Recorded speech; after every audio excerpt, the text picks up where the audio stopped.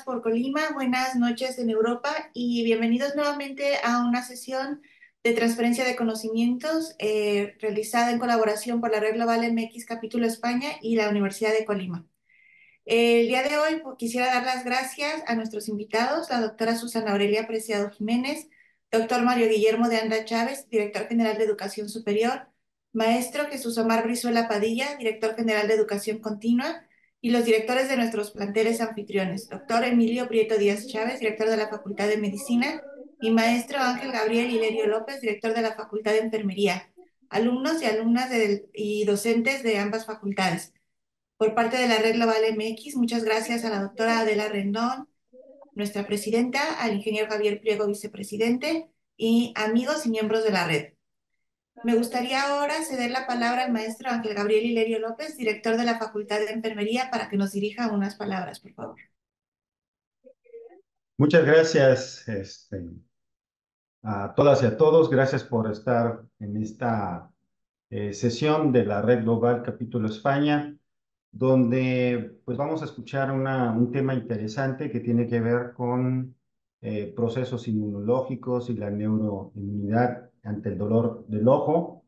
Pues darles a todos y a todas la más cordial bienvenida a esta sesión y deseamos que lo que aquí se va a comentar sea para el disfrute de conocimiento y de esta transferencia de conocimientos que se tiene bajo esta dinámica de la red global.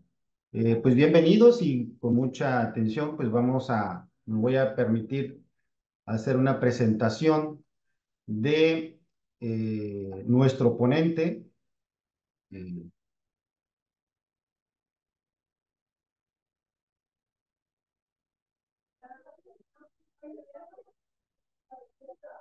¿Sí me escuchan? Sí. ¿Sí me escuchan? Porque dejé de verlos, ¿sale? Ok. Bueno, el título de la conferencia es Explorando las bases inmunológicas y la interacciones neuroinmunes del dolor ocular. Nuestro ponente es el doctor Alfredo Domínguez López, de quien me voy a permitir hacer una pequeña semblanza curricular. El doctor Alfredo Domínguez López es químico clínico por la Universidad Veracruzana, maestro en ciencias en inmunología por el Instituto Politécnico Nacional y doctor en ciencias biomédicas por la Universidad Nacional Autónoma de México. Ha desarrollado su investigación de posgrado en el Instituto de Oftalmología Conde de Valencia de la Ciudad de México. En su haber, ha realizado una estancia postdoctoral en el Instituto de la Visión de la Universidad Sorbonne en España, en París, Francia, del 2018 al 2021. Actualmente es investigador postdoctoral en el Instituto de Oftalmología Aplicada de la Universidad de Valladolid. Su línea de investigación comprende el estudio de la respuesta inmune ocular y su impacto en el desarrollo de la neuroinflamación y dolor crónico. Es miembro del Sistema Nacional de Investigación de Investigadores SNI Nivel 1 y participa en actividades docentes de la Universidad Nacional Autónoma de México. Así que sin más preámbulos, pues vamos a escuchar con mucho interés lo que el doctor Domínguez López tiene que decirnos al respecto. Bienvenido, doctor. Muy buenas tardes a todos. Muchas gracias, buenas tardes a todos y bueno, agradecer por la presentación y también por la invitación a poder platicarles un poco de lo que estoy realizando. Voy a compartir la presentación, creo que ahí la pueden ver. Sí. Bueno, como ya mencionaban, voy a hablarles un poco de lo que he estado haciendo. La presentación del día de hoy quiero hacerla. Es un poco del resumen de lo que he estado trabajando en los últimos años. Se titula Explorando las bases inmunológicas y las interacciones neuroinmunes del dolor ocular. Tiene que ver tanto de la respuesta inmune en superficie ocular, también como en su impacto de la inflamación con el dolor ocular. Y vamos a ver principalmente el rol o el papel de las quimiosinas y sus receptores, ¿no? Una mirada más allá de lo que, de su papel quimiotáctico. Bueno, para iniciar, primero debemos de ver un poco la estructura o la anatomía de la córnea. La córnea se compone de estas capas. Bueno, recordarles que la córnea es la parte más superficial del ojo, la que está en constante contacto con el medio ambiente y se compone por diferentes capas. De la más superficial a la más interna, vemos al epitelio corneal, después una membrana sobre la cual se asientan estas células y debajo se encuentra un plexo nervioso subbasal. Posteriormente, la estructura que tiene el mayor espesor en la córnea es el estroma, donde hay algunas células, más adelante las vamos a ver, y también después una membrana de Descemet, así se llama, y sobre la cual se asientan unas células que se les conoce como células endoteliales.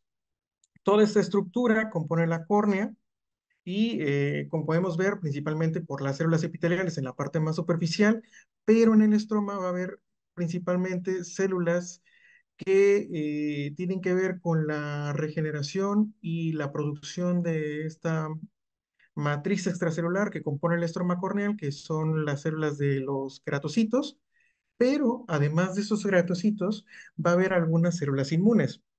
Las células inmunes principalmente son células inmaduras o células no activadas en el centro de la córnea, en el centro de ese estroma corneal y hacia la periferia, donde se encuentran la, el limbo esclerocorneal y la conjuntiva, que es la parte que vemos blanca en la superficie ocular, bueno, ahí tenemos algunas células ya un poco más activadas, un poco más maduras.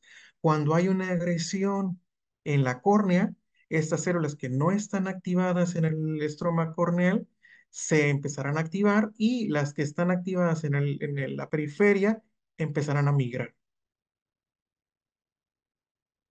Además, dentro de esta gran estructura corneal tenemos una gran malla de nervios.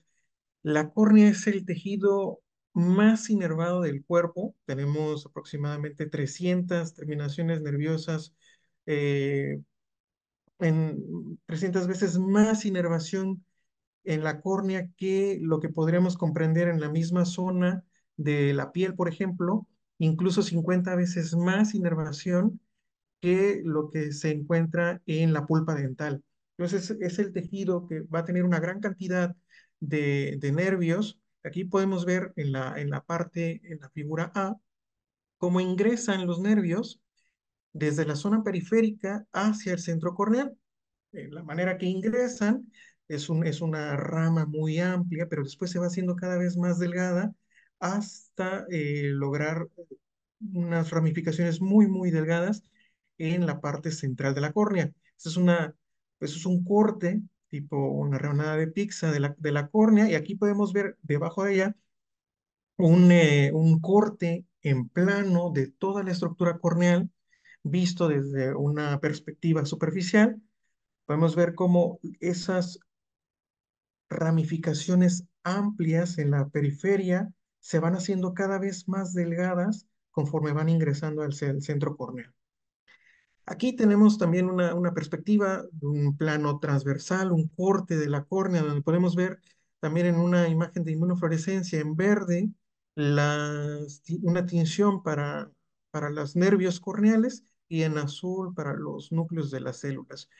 Están en azul, principalmente bueno, en la imagen de en medio, podemos ver estos núcleos, cómo se encuentran juntos, localizados uno encima del otro, corresponden a estas células epiteliales que les comentaba desde un inicio, y muy poco, pero se alcanzan a ver algunos núcleos en el estroma corneal que corresponderían principalmente a los queratocitos, que son los que componen y mantienen el estroma y la matriz extracelular. Pero también esos núcleos podrían corresponder en algunos casos a algunas células inmunes, como ya les había mencionado, de forma inmadura. Entonces podemos ver cómo debajo de esas células epiteliales se encuentra ese espacio subbasal, entonces, donde se encuentran los nervios y poco a poco van a irse ramificando. En la última estructura, en el esquema, podemos ver también este espacio subbasal, cómo se encuentran también los nervios y después de dirigirse hacia lo largo, o sea, desde la periferia de la córnea al centro, también se dirigen desde el plexo subbasal, atravesando cada una de las células epiteliales hacia la parte más superficial. Y estas terminaciones nerviosas que podemos ver aquí en medio de las células epiteliales son las que nos permiten tener una gran sensibilidad en la superficie corneal y, como les comentaba, al ser el tejido más inervado del cuerpo, pues vamos a tener una gran densidad de estas terminaciones nerviosas en nuestra superficie corneal. Estas son unas imágenes de fluorescencia donde podemos ver la interacción de los nervios junto con las células inmunes. En verde tenemos las células dendríticas y en rojo tenemos a los nervios teñidos ahora.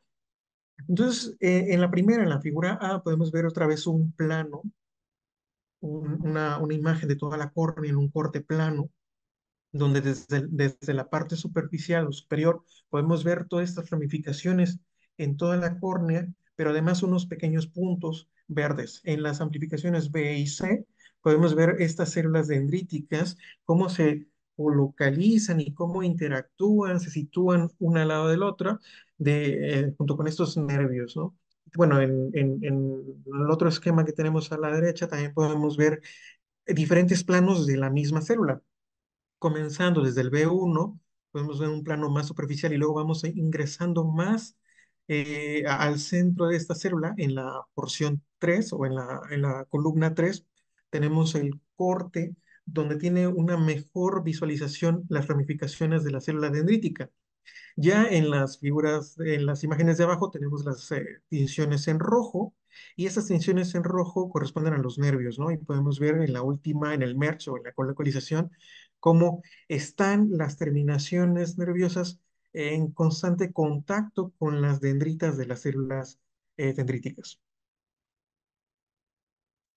Es importante mencionar que esta homeostasis de la superficie corneal se mantiene gracias a la respuesta inmune que se encuentra de primera mano en la película lagrimal. En este esquema podemos ver un corte transversal, bueno, vemos la córnea y después eh, antes o en la parte más anterior se encuentra la película lagrimal, la cual se compone por tres diferentes capas. La capa mucinosa, después la capa acuosa, que es la que tiene mayor espesor, y por último una capa lipídica. Esos son los tres componentes principales de la película lagrimal. Y dentro de esta parte acuosa tenemos diferentes moléculas que tienen que ver con la respuesta inmune, principalmente innata. Al ser una barrera física, tenemos diferentes, pero también diferentes moléculas que van a mantener ahí, evitar la infección de diferentes organismos, ya que está en constante contacto con la superficie, con el medio ambiente, pues es importante mantener libre de agentes, por ejemplo, bacterias, que son los principales agentes que podemos encontrar en el medio ambiente. Bueno, pues tenemos una gran cantidad de moléculas que van a mantener a raya cada una de estas posibles contaminantes, ¿no? Tenemos lisozima, lactoferrina, lipocalina, pero también algunas moléculas del complemento y sabemos que estas y otros péptidos antimicrobianos actúan de una manera en la que van a evitar que haya una infección, ¿no? Todas las bacterias y los microorganismos que puedan encontrarse en el medio ambiente y que estén en la película animal, pues en su mayoría van a ser eliminados a través de estos mecanismos, debido a que las moléculas que acabo de mencionar, como ustedes conocen, pues van a tener una función de romper las membranas, ¿no? Las membranas lipídicas o los componentes de la pared celular de algunos microorganismos. Y entonces, así evitar la contaminación y la replicación de estos en la superficie. Además, vamos a tener otros componentes de respuesta inmune conocidos como respuesta inmune adaptativa, como son la inmunoglobulina A secretada, pero también algunos otros componentes como son las mucinas, ¿no? Todos estos actuando de manera conjunta para evitar una infección en la superficie ocular. De esta manera, entonces, tenemos un ambiente controlado, una homeostasis en la córnea, y entonces evitar que esas células que mencionábamos que se encuentran en el estroma, pues se puedan activar. Nosotros sabemos que si se activan y si hay una respuesta inflamatoria, especialmente aquí en la superficie ocular y en el ojo, en la córnea, pues vamos a perder un poco la función del tejido, ¿no? Va a empezar, bueno, la córnea es un tejido transparente y avascular, pero tras un evento inflamatorio o tras un daño en la córnea, pues se va a empezar a generarse angiogénesis, va a haber también opacidad, esas células que se encuentran en el estroma pues van a empezar a activarse, la función de los queratocitos se va a perder, no va a haber una adecuada función y adecuada producción de las fibras de colágeno en el estroma, y entonces todo se empieza a perder, ¿no? Se empieza a perder esta homeostasis y se empieza a generar la inflamación y también, vamos a ver más adelante, el dolor. Específicamente les voy a hablar de una enfermedad que es el ojo seco. El síndrome de ojo seco es es una condición que se va a desarrollar principalmente por dos diferentes vías. Por una parte, podemos tener una deficiencia de la producción de la capa acuosa, esta capa lipídica, capa acuosa de la lágrima que les comentaba, conforma la mayor porción de la película lagrimal, pero también podemos tener una disminución, una pérdida de la producción de la capa lipídica. Entonces, si tenemos una pérdida o una disminución de la porción acuosa, no vamos a tener todos estos eh, componentes de la respuesta inmune innata que les comentaba. Y además, si tenemos una pérdida de la película lipídica, pues vamos a tener una mayor evaporación y por lo tanto también pérdida de la porción acuosa. Entonces, cualquiera de las dos que sea la causa o el origen del ojo seco, lo que va a ocasionar es una disminución de la cantidad, pero también de la calidad de la película lagrimal. En ese esquema tenemos algo de lo que se ha propuesto, qué es lo que pasa químicamente en esta enfermedad del síndrome Joseco.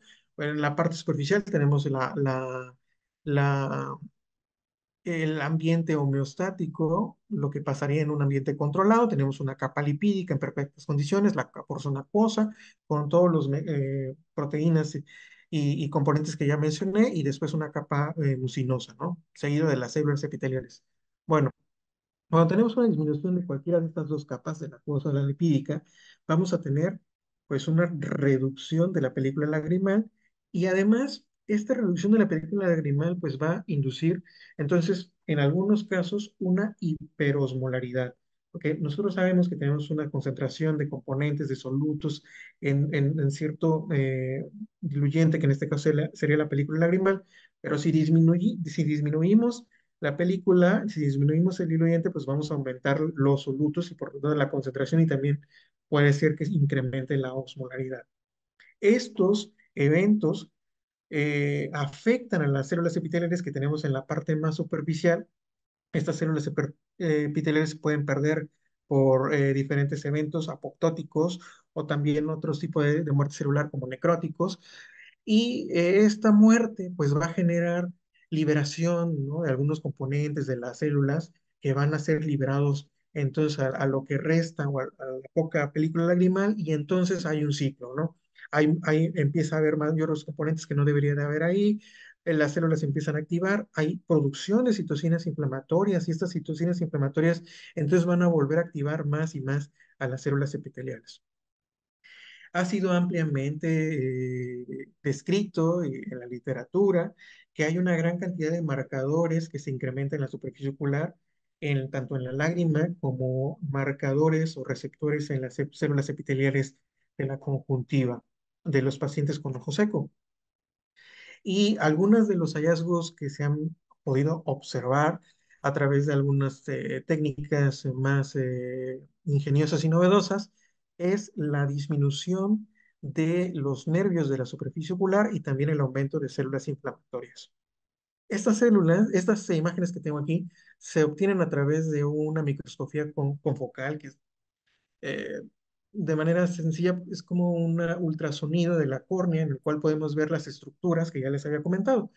En esta columna tenemos los controles y después los pacientes. Los controles pues tienen una capa de terminaciones nerviosas o de nervios pues muy bien marcada, con escasas células inflamatorias o escasas células dendríticas.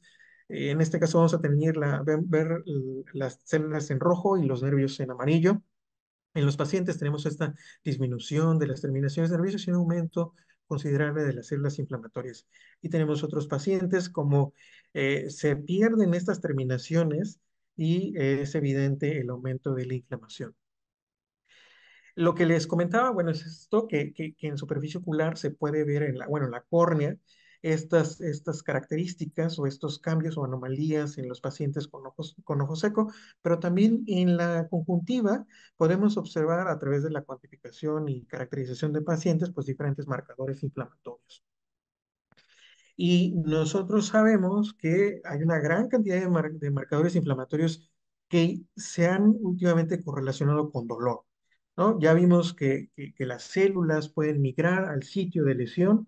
Sabemos que también se pueden estar generando una gran cantidad de marcadores en la superficie ocular, una gran cantidad de citocinas inflamatorias sobre todo, pero también quimiosinas.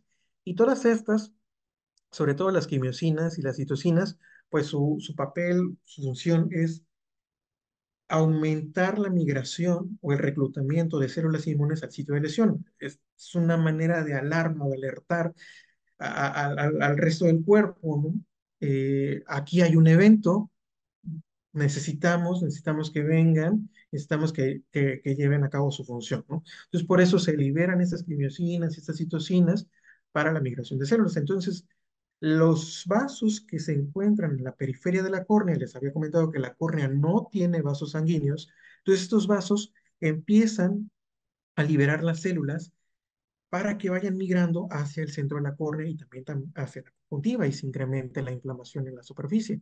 Bueno, las terminaciones nerviosas tienen una gran cantidad de receptores para citocinas y quimiosinas, pero también receptores que tienen que ver con el reconocimiento incluso de bacterias u otros microorganismos. La activación de todos estos receptores en las terminaciones nerviosas se ha descrito que tiene una alta correlación y influye directamente en la sensación o en la percepción del dolor. Es decir, una alteración en la actividad de las neuronas, pues se va a traducir en un incorrecto funcionamiento de estas, pero también en una señalización o una señal de dolor o sensibilización. ¿Qué es lo que pasa estrictamente en el ojo? Bueno, tenemos un daño, eh, cualquiera que sea la causa, y este daño pues genera inflamación, genera, ya lo vimos, una alerta de diferentes células hacia el sitio de lesión y a través de diferentes citocinas, quimiosinas y otros mediadores. Estos van a ser reconocidos, ¿sí? Por las células inmunes, pero también por las terminaciones nerviosas. Y entonces esta señalización de los receptores para citocinas y quimiosinas se va a traducir en dolor. En estos otro esquema podemos ver cómo la córnea tiene estas terminaciones en la superficie ocular y en interepiteliales y podemos ver si se activaran entonces estas terminaciones nerviosas a través de estos mediadores inmunes, pues se va a dirigir la señal de dolor hacia el ganglio trigémino. Nosotros, o la inervación de la córnea, se debe a las neuronas que se encuentran localizadas en el ganglio trigémino. En el ganglio trigémino tenemos estas neuronas, aquí tenemos el soma, que se encuentra aquí en esta rama, se conoce como la rama oftálmica del ganglio trigémino, y se va a dirigir las terminaciones nerviosas hacia, los nervios, hacia la córnea. Por otro lado, se dirige su otra rama, su ramificación, hacia el tallo cerebral, hacia el complejo donde se encuentra el complejo sensorial del trigémino, y ahí va a transmitir la señalización hacia otras neuronas, donde estas neuronas, aquí se encuentran sus somas, y después estas van a proyectar sus terminaciones nerviosas hacia el tálamo. Estas segundas se conocen como neuronas de segundo orden, van a transmitir la señal de las primeras neuronas, esas que están señalizando o detectando el dolor o alguna alteración en la superficie ocular. Bueno, las neuronas de segundo orden lo transmiten hacia el tálamo, donde se encuentran entonces los somas de las terceras neuronas. Estas neuronas de tercer orden van a dirigir entonces la señal que vaya eh, iniciada por las neuronas de primer orden, bueno, hacia ahora, hacia la corteza somatosensorial. Y de esta manera entonces se va propagando y se va fluyendo la información desde el epitelio corneal hacia la corteza somatosensorial, donde después esto se va a traducir en una señal de dolor. Entonces podemos ver cómo están íntimamente relacionadas las neuronas, en este caso solamente tres tipos de neuronas que van desde el primero, segundo y tercer orden, pasando por diferentes estructuras dentro de la periferia de la superficie ocular hasta el cerebro. Y entonces, si tenemos una gran cantidad de citocinas y quimiosinas en la superficie que vayan a estar activando estas neuronas o estas terminaciones, pues toda esta señal de la respuesta inmune se va a dirigir y se va a traducir de esta manera en dolor. Ustedes saben perfectamente que tenemos una gran cantidad de quimiosinas y también de receptores.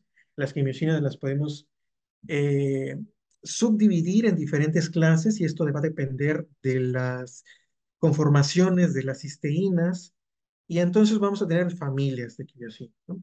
En general, vamos a tener muchas quimiosinas, pero también muchos receptores para estas quimiosinas.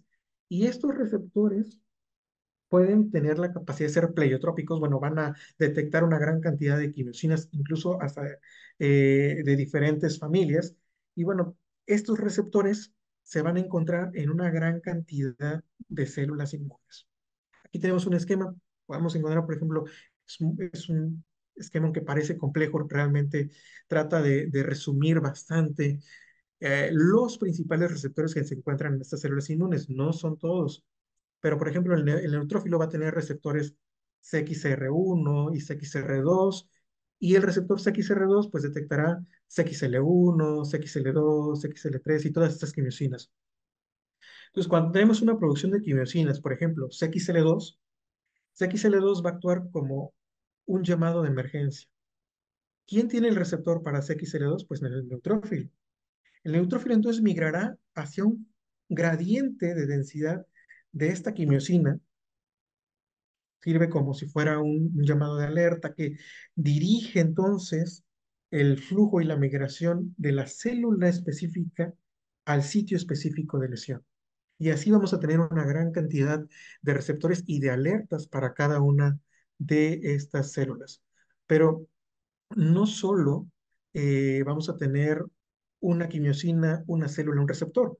Una quimiosina puede alertar a una gran cantidad de células y un receptor pues, puede estar presente en una gran cantidad de células también. Entonces vamos a tener a la producción de una citosina, seguramente la migración de una gran cantidad de células. Esto va dirigido desde la periferia, desde el sitio donde se encuentre, también activando los vasos sanguíneos que se encuentran en la periferia para que se genere entonces la migración desde los vasos sanguíneos hacia el sitio de lesión, pero también la activación incluso desde la médula ósea. La médula ósea se pueden activar entonces las células, es una señal donde se pueden activar estas células pluripotentes, donde ven que se necesita una producción de neutrófilos, pues entonces empiezan a producir una gran cantidad de neutrófilos que van después a salir a circulación y estos migrarán entonces hacia el sitio donde se les necesite. Esa es la función que todos conocemos muy bien y a detalle de las quimiosinas, ¿no? Es un llamado, un mensaje para que entonces las células inmunes se muevan. Pero ahora les voy a platicar un poco de lo que he estado haciendo. Hay en este caso, un papel diferente de las quimiosinas. En este caso voy a hablar de CX3L1. Ya vimos que las quimiosinas son una citosina pequeña o una molécula pequeña que va a estar en circulación o que va a estar, es un mediador soluble. Pero en el caso de CX3L1, esta quimiosina también funciona como receptor, va a estar presente en las células. Entonces, no solo va a solicitar diferentes células al sitio de lesión, sino que va a permitir que se adhieran, que se queden fijas y que entonces migren. Por ejemplo, CX3L1 se encuentra también en la pared del endotelio. Tras un daño, el endotelio va a empezar a activar CX3L1, va a empezar a expresarlo, y entonces las células que vayan recorriendo el camino de la circulación se van a topar de repente con esta quimiosina. Si estas células tienen el receptor para esta quimiosina, entonces se unirán y funcionará como una molécula de adhesión. Ya unida, le va a decir, no te vayas, quédate en este lugar que te necesito, y entonces se genera la diapedesis o la extravasación de las células desde la circulación hacia el sitio de inflamación.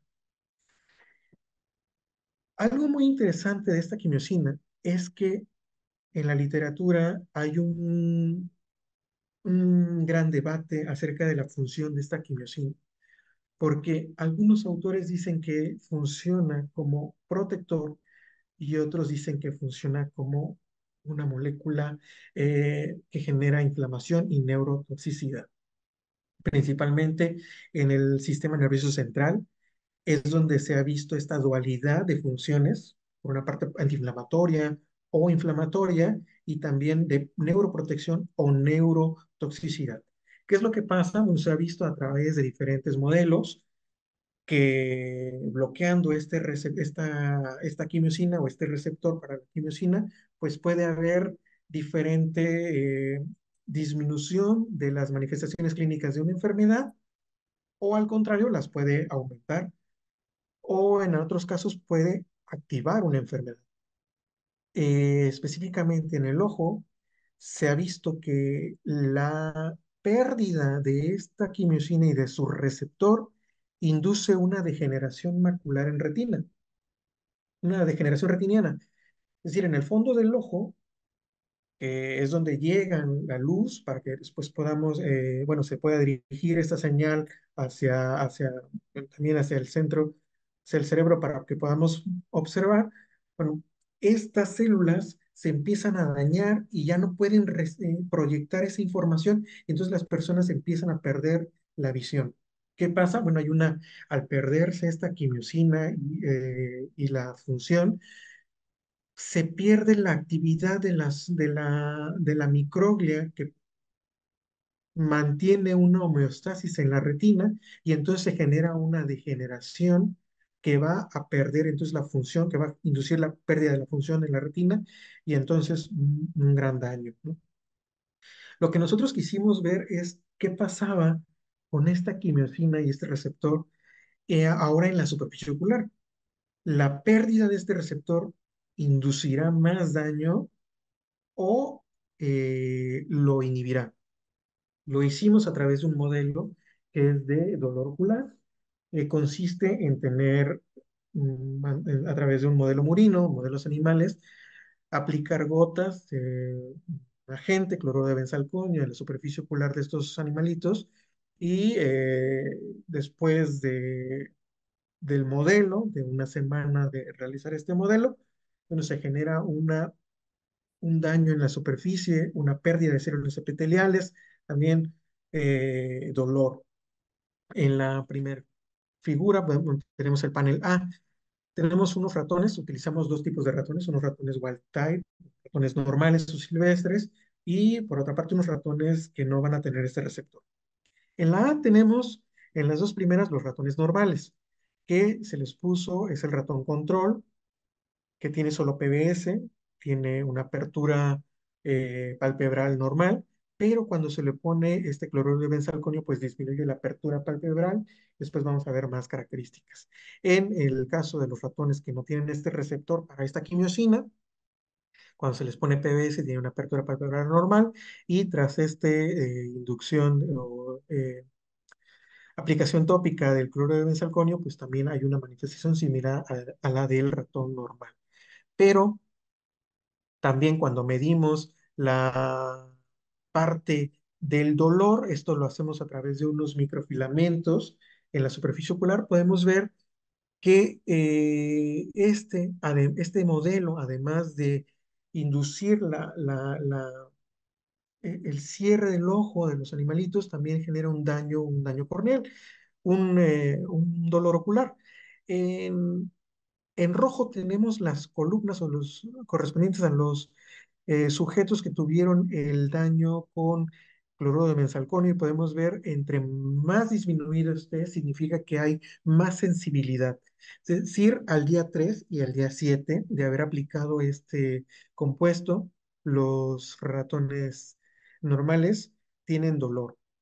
Los ratones knockout también tienen las mismas manifestaciones y no hubo características o una eh, diferencias significativas cuando quisimos comparar a los ratones normales con los ratones que no tenían este receptor. Pero cuando analizamos ya a detalle estos ratones, podemos ver unas diferencias notables, ¿no? En el C podemos ver esta tinción. Bueno, esta es una tinción con fluoresceína. La fluoresceína va a teñir aquellos espacios o la superficie ocular donde no haya epitelio. Entonces, toda aquella zona que veamos verde significa que ya hubo una desepitelización. Como veíamos desde las primeras diapositivas, hay una pérdidas de células epiteliales en la superficie. Bueno, entonces el colorante se empieza a teñir o se empieza a fijar en esta zona, ¿no? Más cercana hacia el estroma. Los ratones normales tienen una tinción normal, pero después, cuando se aplica este compuesto, pues hay un daño tanto para los ratones control como para los que no tienen este receptor. Cuando realizamos también la microscopía con focal in vivo, podemos ver que hay un aumento de células inflamatorias y también una disminución de los nervios de los ratones normales.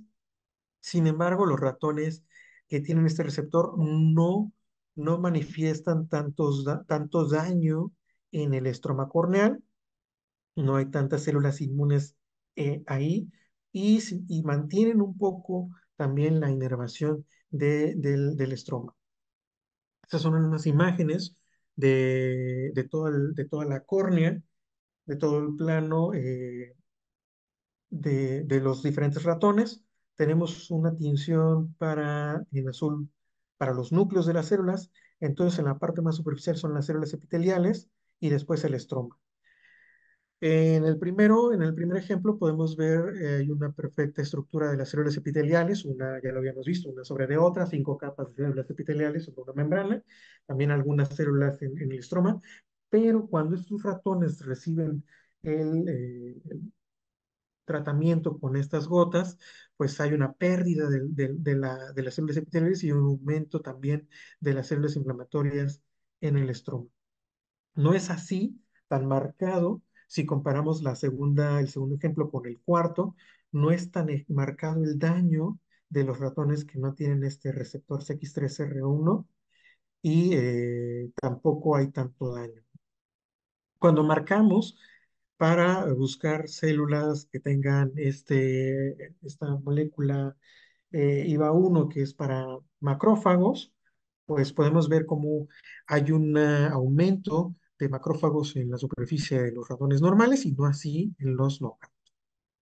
Estas son unas gráficas, representaciones gráficas de lo que acabamos de ver aquí en las imágenes de fluorescencia, pero también en la EFIG tenemos los experimentos de citometría de flujo, donde también pudimos analizar las células y vimos una disminución de las células que tuvieran este receptor CX3R1 en la superficie de de los ratones knockout. Y vimos en general una disminución de los marcadores para CD11B, pero también bueno, como vimos también para IVA1, que en general son marcadores que van a ir dirigidos hacia los macrófagos y los monocitos. En el ratón pues, pasa algo similar que en el humano. Tenemos la superficie altamente inervada y luego las prolongaciones de los nervios se dirigen hacia la fracción B1 del ganglio trigémino. Ahí se encuentran alojados los somas de las neuronas. Después estas, como ya lo habíamos visto, proyectan su otra terminación hacia el tallo cerebral. Bueno, quisimos ver qué pasaba en este ganglio trigémino porque ya había sido descrito otros tipos de modelos. Aquí tenemos, este es un modelo de rata, donde podemos ver cómo se generó una quemadura con álcali y esta quemadura en la superficie corneal se proyecta hacia el ganglio trigémino, donde pudieron observar diferentes marcadores relacionados con la activación de macrófagos, una pérdida también de este balance. Ustedes saben que también hay macrófagos inflamatorios y macrófagos antiinflamatorios, y la manera en saber si son antiinflamatorios o proinflamatorios es los marcadores de superficie. Estos marcadores se vio un desbalance completo en el modelo, donde normalmente hay un balance antiinflamatorio, se convierte en proinflamatorio tras una herida en la superficie ocular. Podemos ver entonces esto solo para ejemplificar la proyección, la dispersión de la inflamación en este eje. Lo que hicimos ver también entonces qué pasaba en los trigéminos de estos animales. Podemos ver cómo hay un aumento del marcador para los macrófagos, pero también para las células satélite. Las células satélite se encuentran alrededor de los somas de las neuronas. Es una especie de homeostasis, sirven de soporte y de mantenimiento y de protección a los somas de las neuronas, esas células gliales satelitales. Y si se activan entonces las células gliales, entonces hay un desbalance, una pérdida de la homeostasis y entonces un incremento de la inflamación. Y aunado a lo que ya habíamos visto, también incremento de macrófagos en esta zona del ganglio trigémino, aunado a lo que ya habíamos comentado, que también es un incremento de marcadores inflamatorios en la superficie ocular. Entonces, la neurona de primer orden va a tener tanto recibiendo las señales inflamatorias de la córnea y de las células epiteliales de la parte más superficial, pero también la inflamación que percibe desde el soma a través de las células satélite que están en contacto. Es una presentación gráfica también aquí. Podemos ver la disminución, podemos ver en el panel B cómo hay un incremento de estas células de macrófagos en los ratones normales, y después si comparamos este incremento o este número con los ratones knockout o que no tienen este receptor, pues hay una disminución, ¿no? de tanto para estos macrófagos como para las células satélite.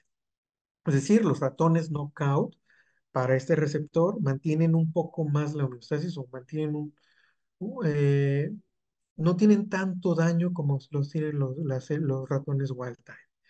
A través de citometría de flujo también se corroboró estos hallazgos, y a través de un arreglo de RNA para más de 80 genes se puede observar también cómo hay un desbalance de los genes relacionados también tanto para la inflamación como para el dolor en estos animalitos. Algo más que también pudimos observar, esto fue en sujetos o en pacientes, estos con un tipo de ojo seco, es un síndrome de Sjögren, y entonces también los pacientes manifiestan las mismas características: disminución de las terminaciones nerviosas y aumento de las células inflamatorias.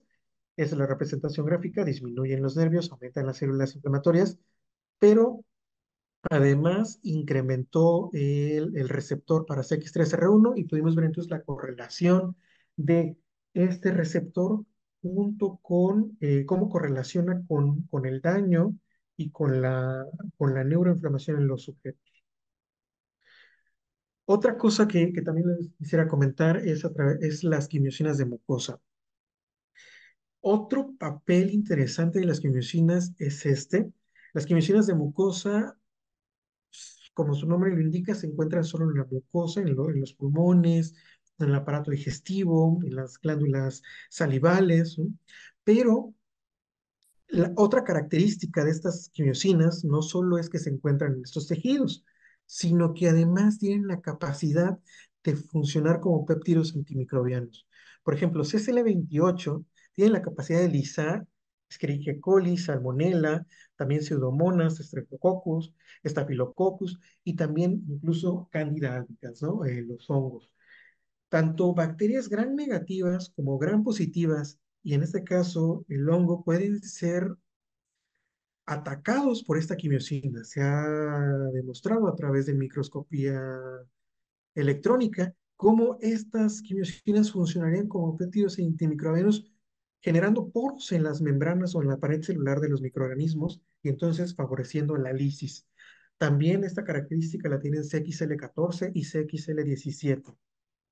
También, como podemos ver, estas quimiosinas pues van a tener la capacidad para alisar diferentes microorganismos. En el caso de CXL14, además, lo tiene para Enterococcus y CXL17 no se ha caracterizado tanto la función lítica en microorganismos, solo se ha descrito para Escherichia, Salmonella, Pseudomonas y Staphylococcus.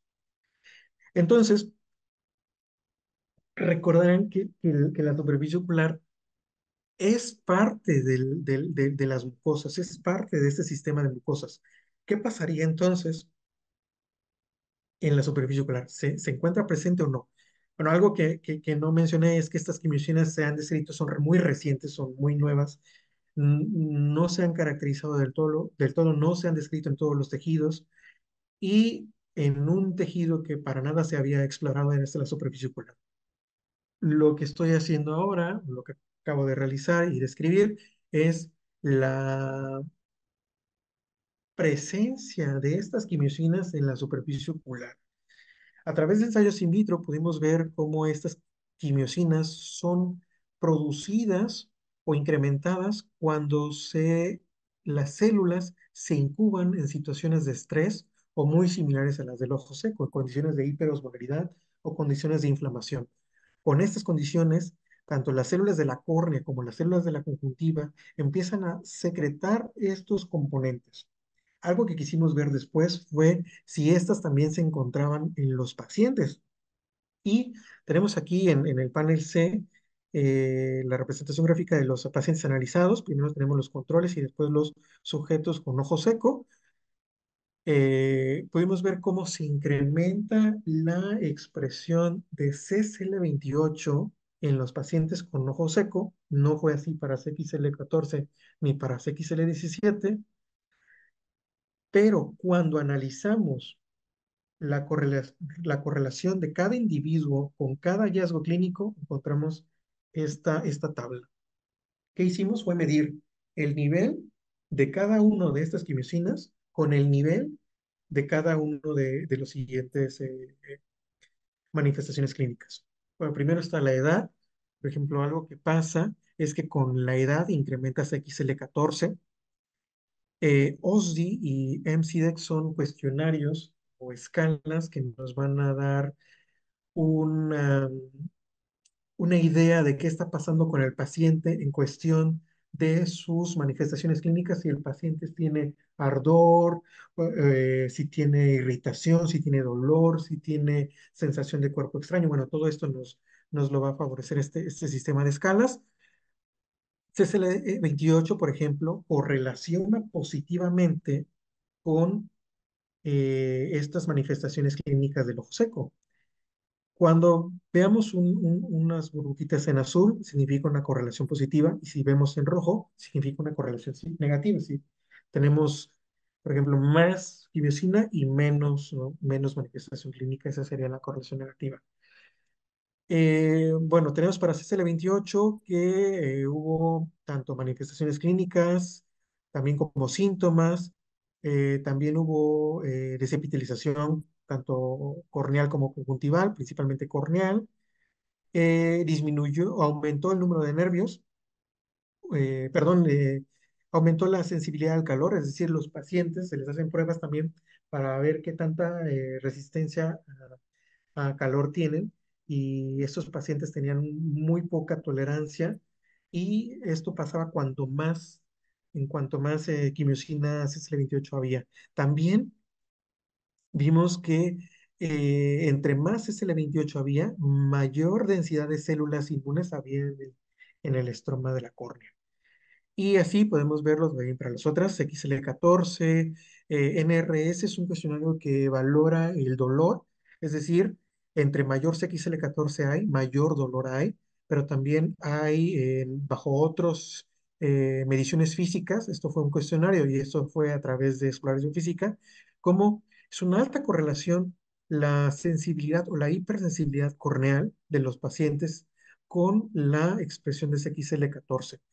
También el número de neuromas, perdón, la reflectividad de la imagen, que son, bueno, tiene que ver también con la localización o la manifestación del plexo nervioso también en la superficie. Por ejemplo, XL17, hubo mayor correlación de la expresión de XL17 con el daño epitelial, principalmente. Y aquí podemos ver también la representación gráfica y cómo cada uno, cómo se sitúan cada uno de estos puntos con las manifestaciones. Por ejemplo, aquí en el primero vemos CCL28, entre más alto sea, es mayor expresión de CCL28, entre mayor hacia la derecha esté, es mayor incremento de los síntomas para ojo seco en estos primeros gráficos. Entonces podemos ver un paciente que tiene mayor expresión de CCL28 tiene más cantidad de manifestaciones clínicas y los sujetos que no tienen CCL28 tienen menos manifestaciones clínicas de la enfermedad. Y así para cada uno de estas correlaciones. En general, tenemos, no fue uniforme, CCL28 correlacionó, el incremento de CCL28 correlacionó con las manifestaciones clínicas, con el daño en superficie, con la sensibilidad al calor y con la densidad de células inmunes. En el caso del XL14, correlacionó con la edad, con el daño en la superficie conjuntival, con la mayor hipersensibilidad corneal y también con el dolor. Y en el caso de XL17, correlacionó altamente con el daño en la superficie corneal. Y bueno, eso es parte de lo que he estado realizando. El objetivo un poco también es eh, mencionarles que no solo las quimiosinas funcionan ese papel de quimioatraer o de llamar células al sitio de lesión, sino también se han empezado a describir otros tipos de funciones. Por ejemplo, en el caso de X3L1, diapedesis, y también altamente relacionado con dos diferentes funciones, protectora y no protectora. En el caso de estas últimas, no solo tienen esa capacidad de llamar a células al sitio de lesión, sino que también tienen esta función de péptido antimicrobiano. Por lo tanto, también, como ya vimos, que la superficie ocular tiene una gran cantidad de contacto con el medio ambiente, ¿qué pasaría entonces si hay una pérdida de balance entre la expresión de estas quimiosinas junto con su función? Es decir, si hay disminución de esas quimiosinas, se está perdiendo entonces la capacidad de mantener, de evitar entonces una infección corneal. ¿Qué pasaría cuando hay un desbalance? ¿Hay mayor infección? Bueno, hay recientes experimentos y reportes que han descrito que algunos pacientes con ojo seco pierden este balance del microbioma, es decir, de las bacterias que se encuentran en la superficie ocular, cambia completamente. Tal vez aquí tenemos una relación altamente estrecha. El microbioma, las quimiosinas de mucosa, la pérdida también de la película lagrimal. Y por último, este esquema también es para mencionarles que hay otros receptores, aparte de los que ya mencioné, que están empezando a tener una función tal vez antiinflamatoria. Sabemos que los receptores están en la membrana, ¿no? La quimiosina se une al receptor y es una manera de inducir un movimiento de la célula. Bueno, estos receptores funcionan de manera inversa. Se pueden encontrar en la membrana, pero una vez que detectan la quimiosina, la engloban. Y la engloban o la internalizan para evitar que genere una señalización. Bloquean las vías de señalización y entonces evitan una generación de la inflamación. Estos nuevos receptores se están caracterizando para ver en qué posibles enfermedades se encuentran. Y entonces aquí hay un área de oportunidad, porque también conociendo bien la respuesta, la función, la expresión de esos receptores en diferentes enfermedades, podemos dirigir diferentes objetivos terapéuticos a cada una de las afectaciones que podamos o que queramos investigar. Y bueno, finalmente me gustaría ya para cerrar decirles que todo esto pues, se ha hecho gracias a, es porque en su momento se llamaba CONACYT sin H, los experimentos que en su momento realicé en la UNAM y el Instituto de Oftalmología Candela Valenciana. Y después lo que empecé a hacer en el Instituto de la Visión fue a través de una beca de postdoctorado de CONACYT, y lo que empecé a realizar en este instituto donde estoy fue a través de una beca del gobierno ahora de la Ciudad de México, SECTEI. Después de que pude ingresar a través de estas becas, fue que después obtuve bueno, los contratos que me otorgaron, pero eh, mencionarles que existe una gran cantidad de opciones, de variables que pueden ustedes investigar si su objetivo o si tienen interés en salir a probar un poco de experiencia, ¿no? En el extranjero, que sepan que hay una gran cantidad de apoyos, tanto estatales como nacionales, que pueden solicitar para poder migrar a hacer estancias de investigación, de doctorado, postdoctorado, y después, bueno, quién sabe, puedan conseguir otro tipo de ayudas, ¿no? Además, específicamente en España, también hay una gran cantidad de becas para poder realizar sus estudios de doctorado y de postdoc, si así lo desean, y animarlos a que salgan, a que realicen una estancia y a que prueben un poco cómo se hace el trabajo también afuera. Eh, y eso nada más. Si ustedes solicitan alguna beca o identifican algún laboratorio, comuníquense con el investigador, que seguramente él les va a poder asesorar y ayudar y mencionar qué tipo de ayudas pueden encontrar. Ese es mi contacto si tienen alguna duda, pregunta o interés en poder venir para acá también. Muchas gracias. Muchísimas gracias por la excelente ponencia, doctor Alfredo Domínguez, que ha sido pues muy ilustrativa y yo creo que ha despertado bastante interés tanto en nuestros alumnos como en los docentes.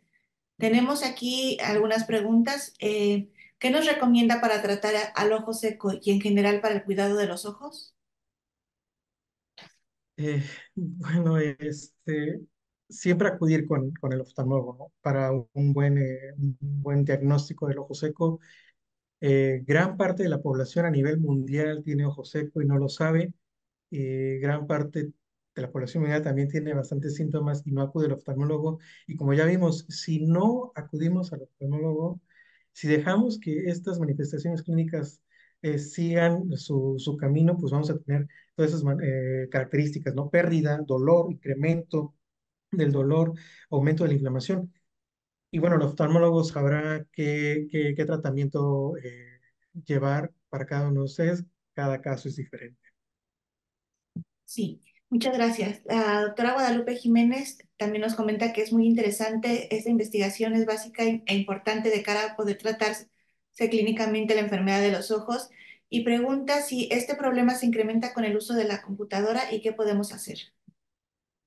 Hay algunos reportes que mencionan que puede estar asociado el uso de las pantallas, de la luz azul con el incremento del ojo seco.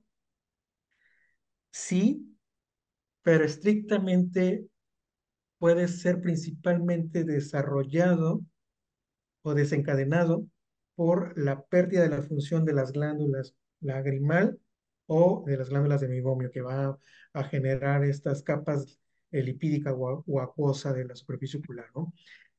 Si tenemos una disminución de esas lágrimas, el uso excesivo entonces de las pantallas azules, de la luz azul, pues va a incrementar las manifestaciones clínicas, pero como tal per se no va a ser un desencadenante, no Gra- el principal motivo.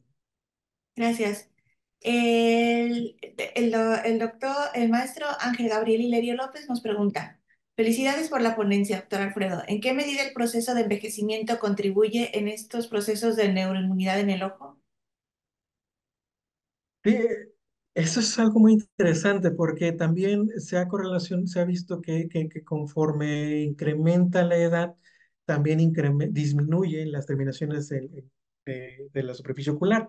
Eso es muy interesante porque también, eh, obviamente, tenemos una función la función de estas terminaciones en la superficie ocular, también, dentro de ellas se encuentra la producción de lágrimas. Entonces, si no tenemos una adecuada sensibilidad o captación de la información que está pasando en la superficie, no vamos a tener una adecuada producción de la lágrima. Y ahí, por ahí puede haber también un motivo, ¿no? Para desencadenar el daño. Y como también estábamos viendo, CXL14 incrementa con la edad. Entonces, y otros marcadores inflamatorios también incrementan con la edad. Entonces, el incremento de este ambiente inflamatorio y la pérdida de la función de las terminaciones nerviosas, seguro va a llevar a mayor joseco.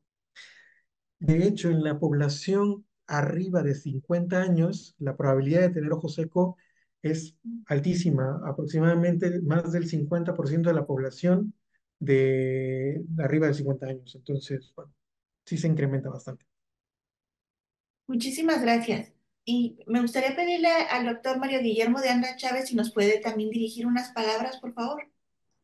Bueno, primeramente agradecer al doctor Alfredo Domínguez por su valiosa participación. Asimismo, hago lo propio a la Red Global MX Capítulo España por generar esta sinergia y participación de expertos en cada uno de los temas que se han expuesto en este espacio, que sin lugar a duda abonan a la formación de nuestros estudiantes en las líneas del desarrollo económico, como lo marca la misma red, social, científico, artístico. Para esta casa de estudios es de suma importancia la sinergia que se ha logrado, el valor agregado en la formación académica y profesionalizante que cada una de las intervenciones han generado. Es decir, visibilizar el trabajo en materia científica y construcción del conocimiento que el talento humano mexicano está logrando. Reitero mi agradecimiento y mis felicitaciones. Muchas gracias. Muchísimas gracias. Y bueno, Gracias. antes de concluir, me gustaría pedirle a la doctora Adela Rendón si nos puede, por favor, leer la constancia y dar unas últimas palabras. Muchísimas gracias, Claudia. No sé si me escuchan, ¿me escuchan bien? Sí. Bueno, pues antes que nada, felicitar al doctor Alfredo Domínguez. La charla siempre, como siempre, de nivel y muy instructiva. Muchísimas gracias, un placer tenerlo con nosotros. Y por supuesto a la Universidad de Colima, gracias por esta oportunidad que nos ofrece. Y bueno, voy a leer lo que dice. La Universidad de Colima otorga la presente constancia al doctor Alfredo Domínguez López por impartir la conferencia magistral explorando las bases inmunológicas y las interacciones neuroinmunes de dolor ocular el día de hoy, 17 de abril del 2024, a través de los programas que presenta la Red Global MX Capítulo España y la Universidad de Colima, con duración de 1 hora y valor curricular. Al calce firma el maestro Jesús Omar Vizuela Padilla, director general de Educación Continua de la Universidad de Colima, y su servidora Adela Rendón. Muchísimas gracias a todos. Síganos en nuestras redes sociales, RGMX España, estamos para servirles. Tenemos tanto Facebook, Twitter, bueno, el X, el LinkedIn, todas nuestras redes sociales, Instagram, TikTok. Chicos, por favor, cuenten con nosotros. Tenemos ofertas de becas que hay para estudiar en el extranjero. Por favor, síganos en nuestras redes. Muchísimas gracias. Y nuevamente al director de la carrera y a nuestro rector de la universidad. Muchísimas gracias a la maestra Claudia Balseca y al doctor Alfredo Domínguez. Muchísimas gracias a todos. Muchísimas gracias. Muchas Buenas gracias. noches y hasta la próxima. Gracias. Hasta luego.